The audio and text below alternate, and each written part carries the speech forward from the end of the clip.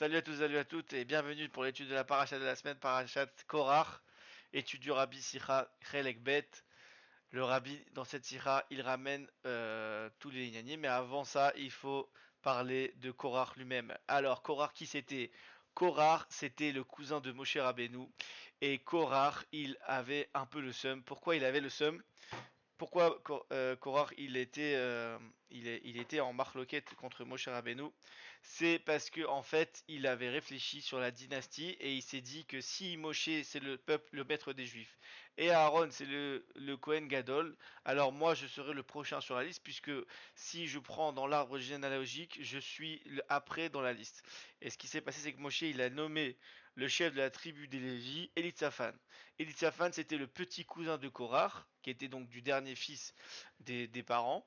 Et donc il a dit, mais attends, mais moi ce que je comprends pas, c'est que lui, il est pas censé être le roi, c'est moi le truc. Donc du coup il a dit, donc moi je vais tout remettre en question. Il a rassemblé 250 personnes et il est venu voir Moshe. Il a dit, mais de quel droit c'est toi le roi et de quel droit Aaron c'est le Kohen Gadol? Nous sommes tous saints, nous avons tous été au Mont Sinaï, nous avons tous écouté la Torah.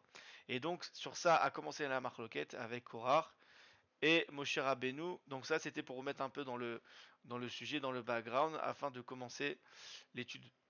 Et donc là, on a appris l'histoire des explorateurs, dans lequel les explorateurs, ils ont dit, ouais, mais on va jamais rentrer en Israël, on va se faire massacrer. Israël, c'est une terre qui bouffe ses habitants, comme on le voit bien aujourd'hui. C'est mort, quoi. Et donc après, il y a eu la malédiction. Dieu il a dit, bah vous vous plaignez de vous rentrer en Israël, bah vous rentrerez pas en Israël. Et vous mourrez dans le désert, ce seront vos enfants qui rentreront là-bas. Et donc c'est un peu la zizanie. Et donc Korach, à ce moment-là, il pète un câble là. Il dit mais attends, moi je comprends pas moi. Donc dans la paracha de la semaine, on commence la paracha avec le passouk où il est marqué Korach, il a pris avec lui toute son assemblée. Si pour Marlokto chez Korach, à la Keonet Aaron, l'histoire de la marloquette de Korach sur la prêtrise de Aaron, c'est une preuve sur le bienfait de la prêtrise de Aaron. Et ensuite, après cette histoire-là, il est parlé derrière des cadeaux qu'on donnait à la prêtrise, c'est-à-dire les choses qu'on offrait au Cohen. Que le Cohen, on sait très bien qu'il n'a pas d'héritage et qu'on donc il vivait sur les cadeaux et les prélèvements que les Juifs y faisaient. Et donc il y a un lien entre ces choses-là. Donc comme il y a eu l'histoire où il y a eu le bâton et ensuite la mort de l'assemblée de Korach et Korach lui-même qui se sont fait Akonouti, et ensuite le fait qu'on parle sur la prêtrise de Aaron avec le bâton, et aussi le fait qu'on offre des cadeaux au Cohen, tout ça, il y a un lien entre eux dans la paracha. Le sujet du cadeau que tu fais au Cohen, c'est de dire que de chaque chose qui t'appartient, qui appartient à l'homme, il doit prélever un petit truc pour la prêtrise. Que ce soit, il dit le rabbi, il souligne ça comme une lumière profonde, c'est-à-dire que ce soit le prélèvement des prémices, comme par exemple quand tu as un arbre, les premiers fruits qui poussent sur l'arbre, tu dois les offrir au Cohen, ou bien que ce soit des prémices, ou bien des premières récoltes, par exemple des habits, et donc là il parle plus des choses qui sont... Donc comme les fruits, c'est des choses que tu manges intérieur, donc ça, il appelle ça comme une lumière intérieure. Et le prélèvement de la laine, qui est donc, quand tu prélevais la laine, tu devais offrir le premier prélèvement au Cohen. Ça fait allusion aux habits que tu vas faire.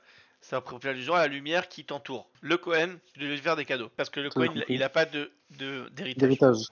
Ok. Maintenant, il y a plusieurs cadeaux que tu faisais au Cohen. Il y avait notamment le cadeau de prélever les prémices de ta récolte. Par exemple, tu viens de planter un arbre, et cet arbre-là, il y a un fruit qui commence à pousser. Le premier fruit ou la première moisson, tu dois garder des fruits. Tu dis ça, c'est pour le Cohen. Tu dois les prélever.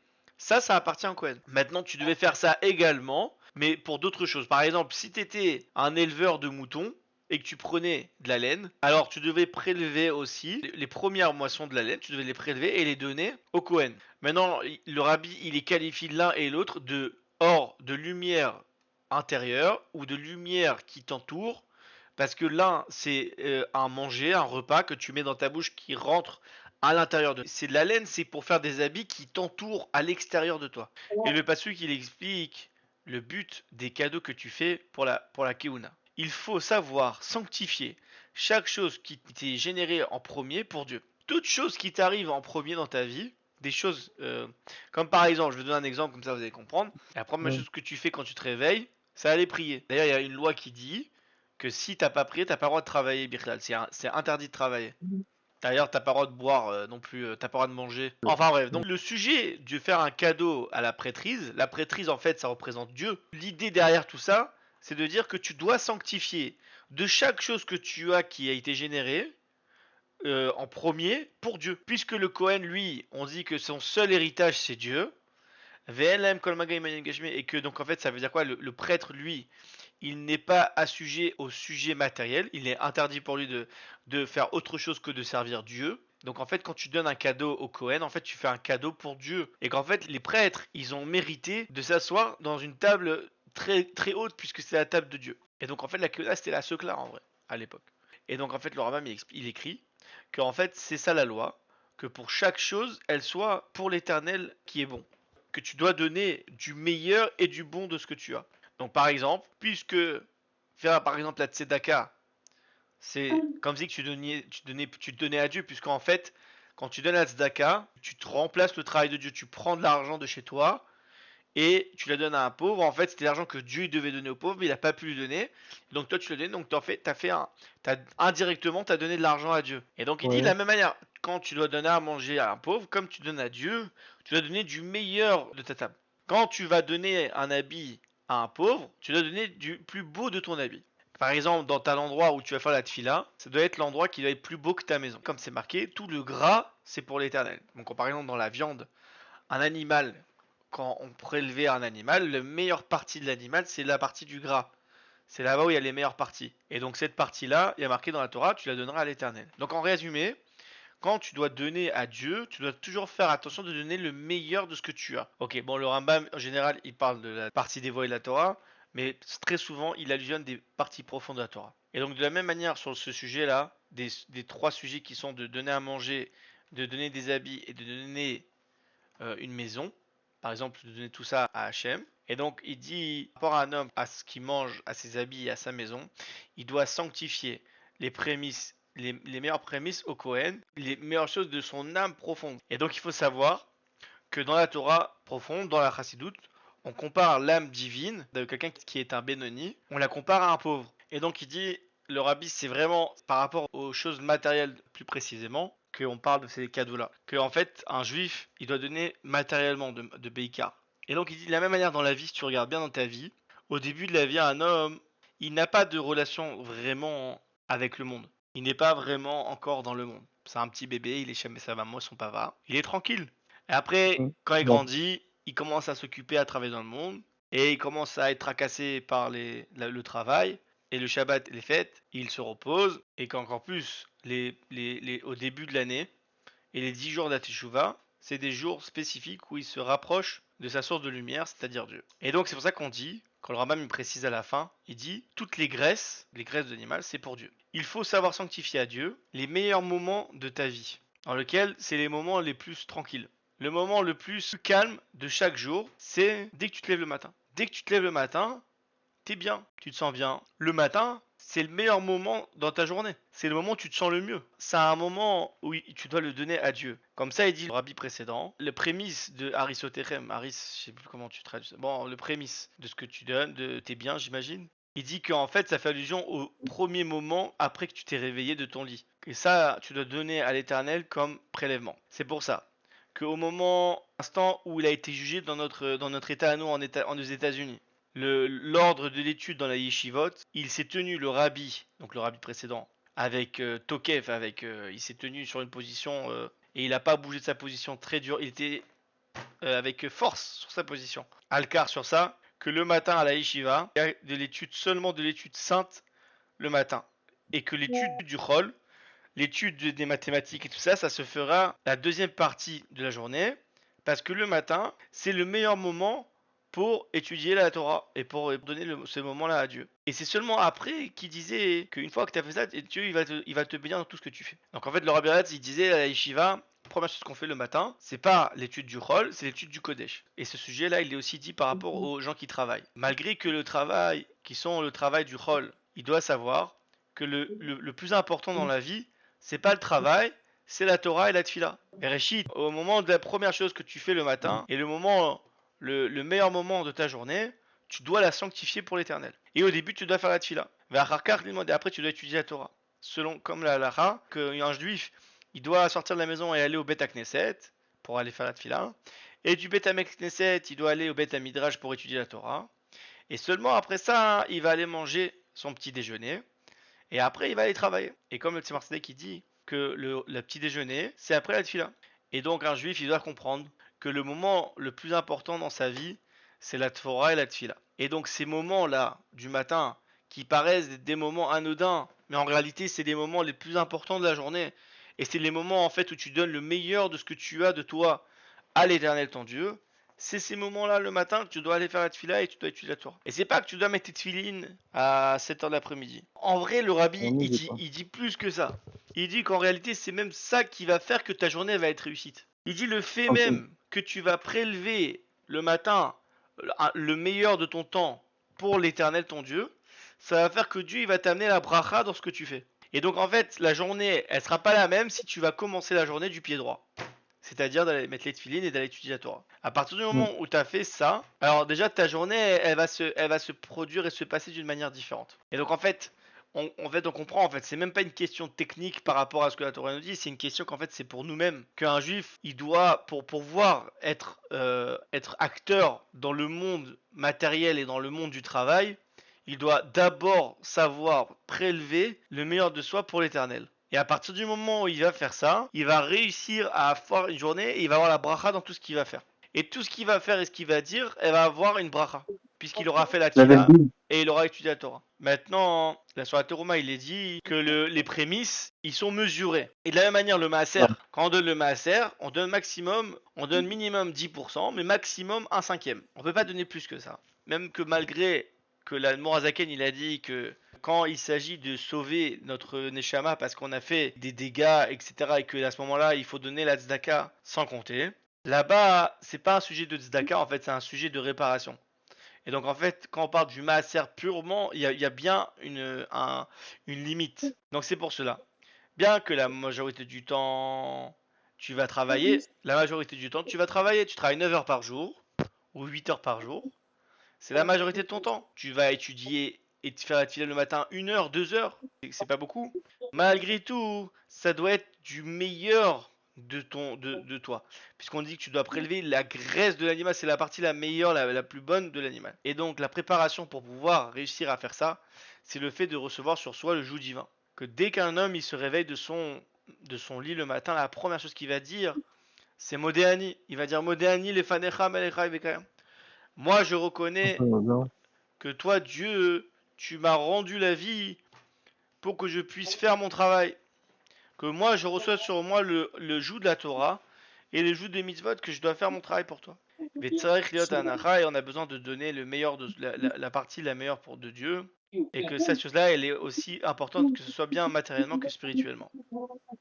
Et donc, Korach, il est arrivé et il a dit, moi je comprends pas pourquoi c'est Aaron le Cohen. Il dit, moi je comprends pas. Il n'y a pas besoin de donner, toute la graisse au Cohen. Parce qu'on est tous saints, on est tous kadosh. Et en chacun d'entre nous, il y a Dieu. Pourquoi vous avez besoin de vous élever? Comme ça c'est marqué dans un truc. Il y a une Tana qui vient, que tu vas dire, mais moi je comprends pas moi. Il y a marqué dans la Mishnah, que s'il y a 10 juifs qui sont assis ensemble, qu'ils étudient ou qu'ils n'utilisent pas la Torah, il y a Dieu qui réside en eux. C'est marqué comme ça. Le fait même qu'il y ait seulement 10 juifs qui sont assis tous ensemble en même temps, ça fait que la Shrina, elle réside là-bas. Même qu'ils n'ont pas étudié la Torah. Et même si tu veux parler d'une personne au singulier, d'une personne spécifique, voici qu'une personne, elle a une âme divine. Et que même le plus grand rachat, il a une âme. Mais seulement son âme à un niveau d'elle est entourée autour de lui. Elle n'est pas rentrée dans la profondeur. Elle n'est pas rentrée en lui. Et donc cela, il dit Korah, il dit, malgré tout, il va avec la Neshama. Et malgré tout, le rachat, il a l'âme divine. Et donc il est avec Dieu. Et donc pourquoi il y a besoin que vous vous élevez? Pourquoi il y a besoin de ce kol sheken Baal Torah? Et encore plus quelqu'un, un érudit en Torah. C'est sûr que lui, quelqu'un qui est grand en Torah, il peut faire qu'est-ce qu'il veut. Parce que la Torah qu'il a étudiée, elle le défend et elle le sauve. Parce qu'une Avera, ça peut empêcher de faire des mitzvot. Mais ça peut pas éteindre la Torah. La Torah que tu as étudiée, tu l'auras pour toujours. Et donc il nous est permis de faire qu'est-ce qu'on veut. Et dans la Chassidoute, ils vont encore plus loin.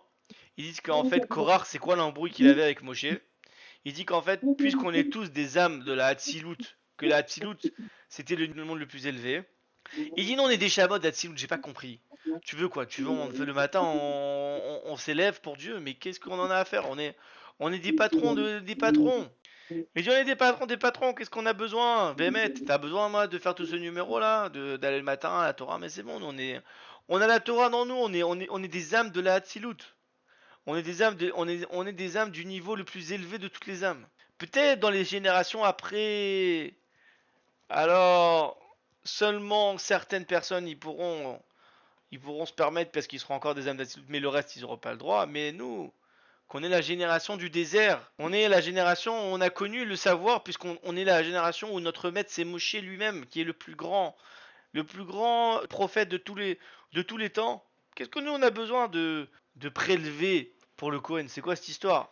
De donner notre temps comme si quoi? Nous on est quoi? On connaît la Torah sur le bout des doigts. C'est pour ça qu'ils sont arrivés, ils ont dit. Puisqu'on est tous au niveau de la Tzilut, pourquoi on a besoin de s'élever? Pourquoi on a besoin de tellement se prendre la tête pour aller aussi haut? Voilà, on est déjà haut déjà. Il y a besoin encore plus de rajouter. Et aujourd'hui aussi, on peut trouver aussi cette marloquette, cette accusation de Korah, on peut la trouver aussi aujourd'hui. Puisque tous les sujets qu'il y a eu au moment où il y a la sortie d'Égypte, ils sont également aujourd'hui. Et ça peut être l'accusation que quelqu'un vient dire, puisque je suis un érudit en Torah. Ça me suffit, j'ai pas besoin de plus.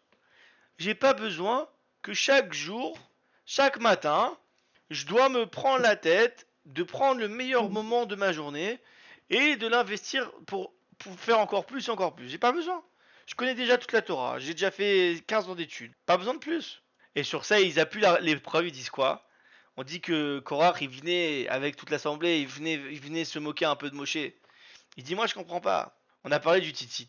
Le talit, on a dit, il faut avoir un fil bleu d'azur. Il dit, si je prends un titit qui est tout bleu, ça suffit pas. Si je prends le talit, tu vois, là, le tissu là, tout bleu, il est tout bleu d'azur. Quoi, j'ai besoin de mettre aussi un fil là dans le titit, un fil bleu? Je comprends pas, le fil bleu, il est censé me rappeler la crainte de Dieu.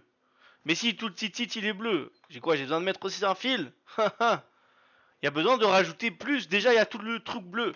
Ça, et donc, ça revient à ce qu'il dit sur le fait qu'il dit moi, t'as besoin que quoi? Tous les matins, il faut s'élever plus, mais on est déjà des cracks. On connaît toute la Torah, on a vu le mont Sinaï, on connaît tout. Quoi, on a besoin de rajouter un peu plus. Et après, il vient, il dit mais attends, moi je comprends pas.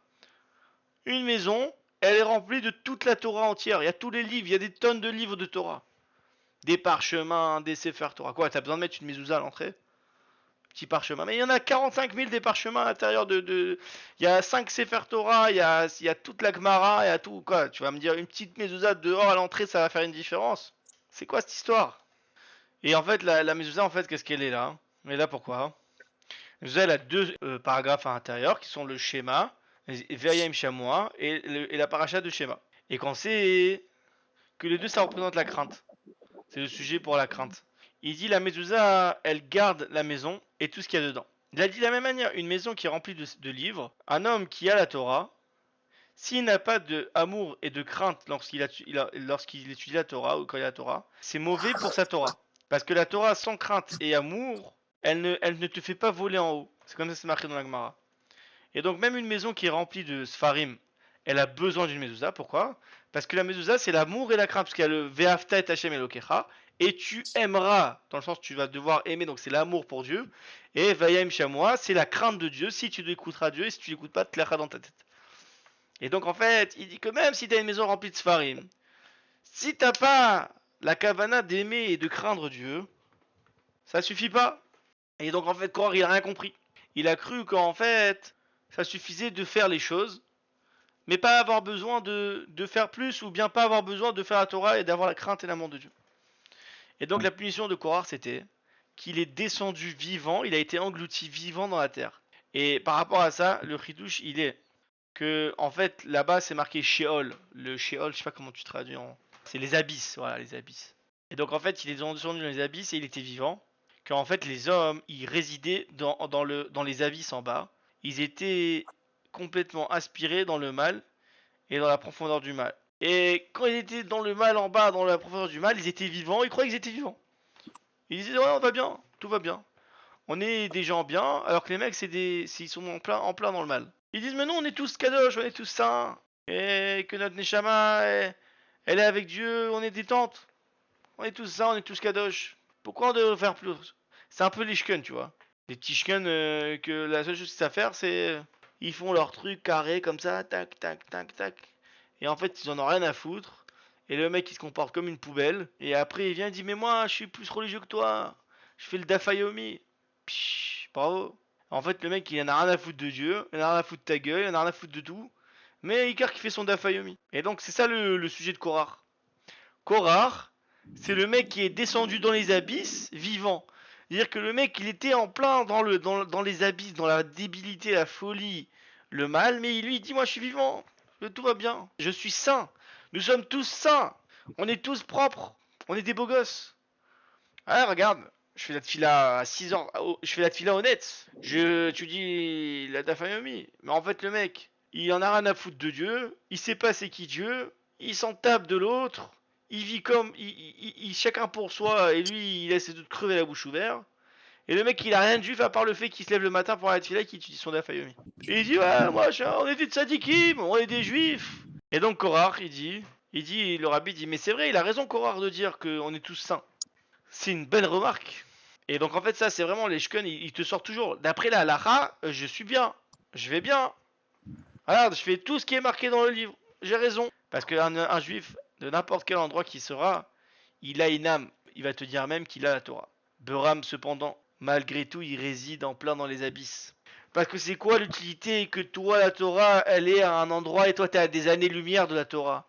Que t'es même pas foutu d'aider ton prochain et que tu te laisses mourir la bouche ouverte. Et que tu viens et t'étudies la Dafayomi. À écart, t'as étudié ton Dafayomi, mais t'es complètement à côté de tes pompes. Et ton juif là à côté qui crève la boue, la dalle, tu vas pas le voir, tu vas pas l'aider. Ouais, ouais, grave. Et ta femme, tu vas pas la respecter. Et tes enfants, tu vas pas les éduquer.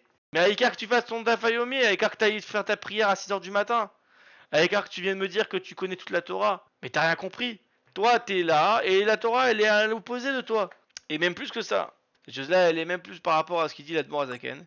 Lorsqu'un homme étudie la Torah qui n'est pas digne, qui n'est pas sur la manière digne, Imtsa Torah Begalout, la Torah, non seulement il n'a pas bien étudié, mais en plus il a pris la Torah et il l'a mis en plein dans la galoute, dans la clipa et dans le mal. Comme il est expliqué dans la chose qui est Mugdar dans le Tanya, et comme il donne une allusion dans le Tanya, il dit c'est comme si tu prends la tête du roi et tu rentres sa tête dans le caca. Et maintenant, une autre signification à ce que c'est qu'ils étaient vivants dans les abysses, qu'il a pris la Torah, qui est la vie, et il l'a ramené dans les abysses en bas. Et donc, c'est quoi maintenant? Comment on fait pour réparer ça? Comment on fait pour soigner cette folie-là? C'est de donner des cadeaux à la prêtrise.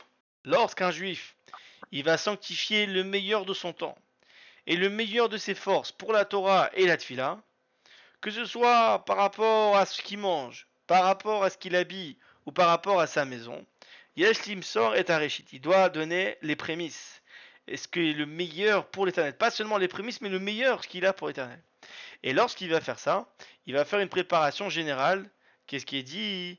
Et la préparation générale, ça va être que quand il va se lever le matin, il va dire Modéani Lefanera. Je prends sur moi le joug divin.